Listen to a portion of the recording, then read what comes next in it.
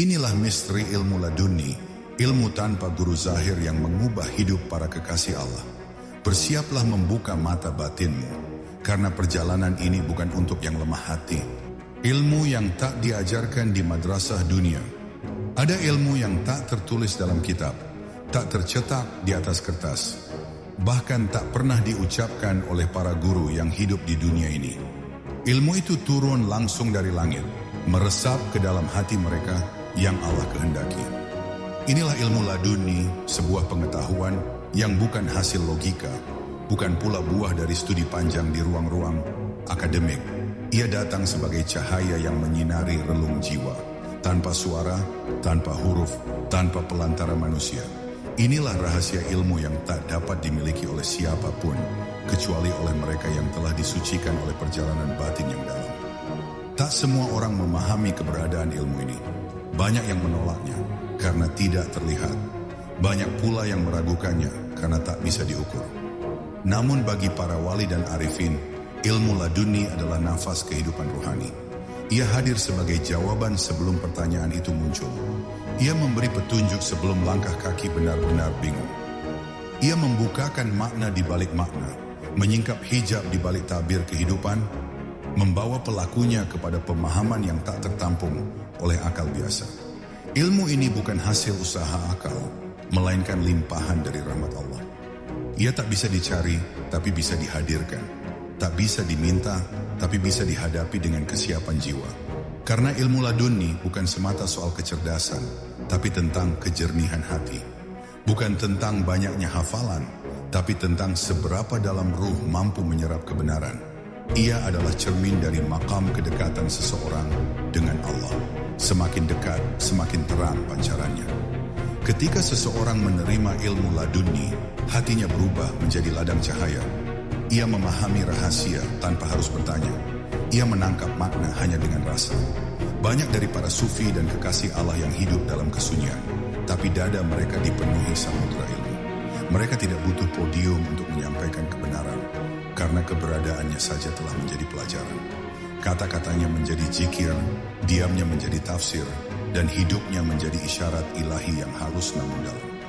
Namun jalan menuju ilmu laduni bukan jalan pintas. Ia menuntut pengorbanan ego, kehancuran nafsu, dan kemurnian niat. Mereka yang dikehendaki Allah menerima ilmu ini adalah mereka yang telah selesai dengan dirinya sendiri. Mereka yang tak lagi mencari kemuliaan dunia, tak lagi haus pujian, dan tak lagi mengejar nama besar. Hati mereka menjadi wadah suci, tempat turunnya rahasia. Dan ketika ilmu itu datang, mereka tak merasa hebat. Mereka justru semakin tunduk, semakin hancur dalam rasa rendah diri di hadapannya. Inilah ilmu yang diajarkan Allah langsung kepada Nabi Khidir, yang dengannya ia mampu melakukan sesuatu yang tampak keliru, namun mengandung kebenaran yang dalam. Inilah pula ilmu yang membuat Nabi Musa AS diperintahkan untuk belajar kepada hambanya yang satu itu. Padahal Musa adalah seorang nabi. Maka siapa kita yang mengira bahwa semua ilmu hanya berasal dari manusia? Tidakkah kita menyadari bahwa sumber segala ilmu adalah Dia, Zat yang Maha Mengetahui? Ilmu laduni bukan untuk dipamerkan, bukan pula untuk dibanggakan. Ia hadir sebagai beban, sebagai amanah yang besar. Karena siapapun yang menerimanya akan diuji dengan tanggung jawab. Bukan sekadar tahu, tapi harus mampu menjaga dan menempatkannya dengan adab. Dan pada akhirnya, ilmu ini bukan tentang pengetahuan, tapi tentang pengenalan. Tentang mengenal Allah lebih dalam, lebih dekat, dan lebih jernih. Maka siapapun yang mendambakan ilmu laduni, mulailah bukan dengan pencarian ilmu, tapi dengan pembersihan hati. Karena hanya hati yang bening, yang mampu menampung cahayanya.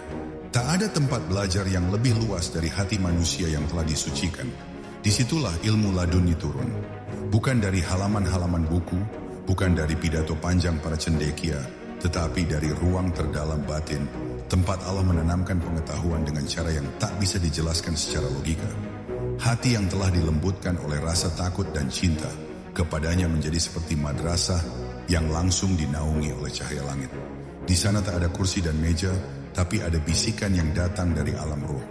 Tak ada guru yang berdiri di depan, tapi ada sentuhan yang menusuk sampai ke dasar jiwa.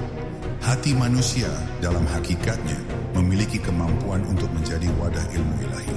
Ia seperti cermin yang, bila dibersihkan dari debu duniawi, akan memantulkan cahaya hakikat yang datang dari Allah.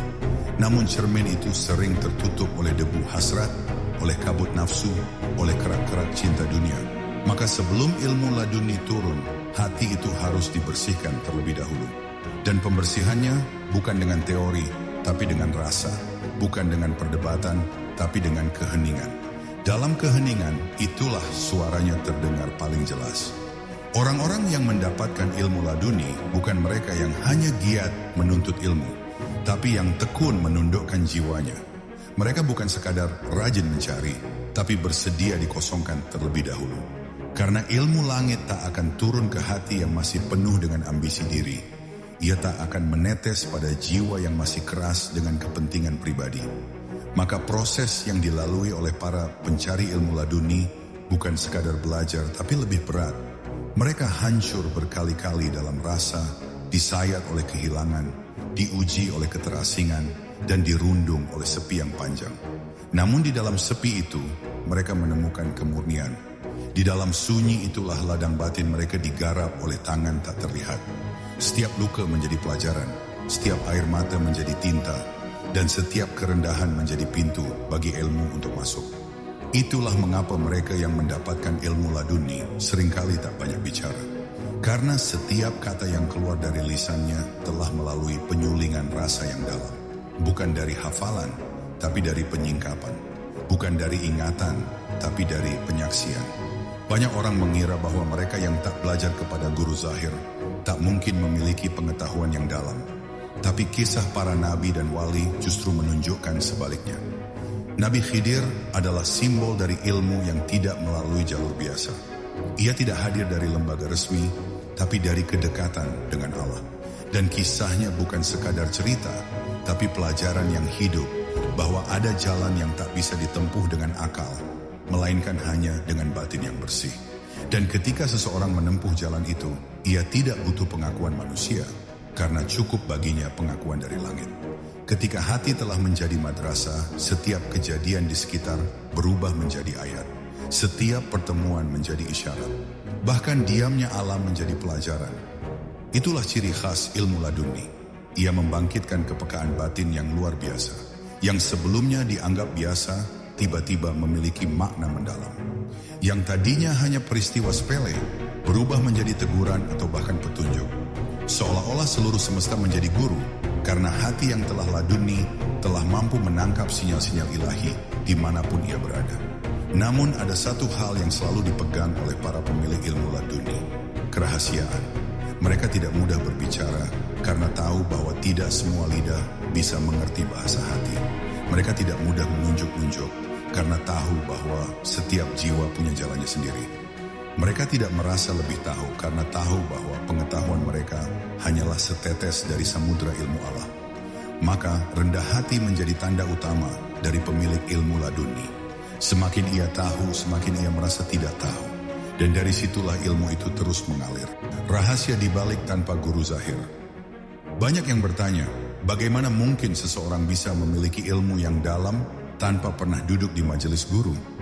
Bagaimana seseorang mampu berbicara tentang hakikat, sementara tak satu pun kitab pernah ia pelajari secara formal? Disinilah letak keanehan yang membuat banyak orang terjebak pada prasangka.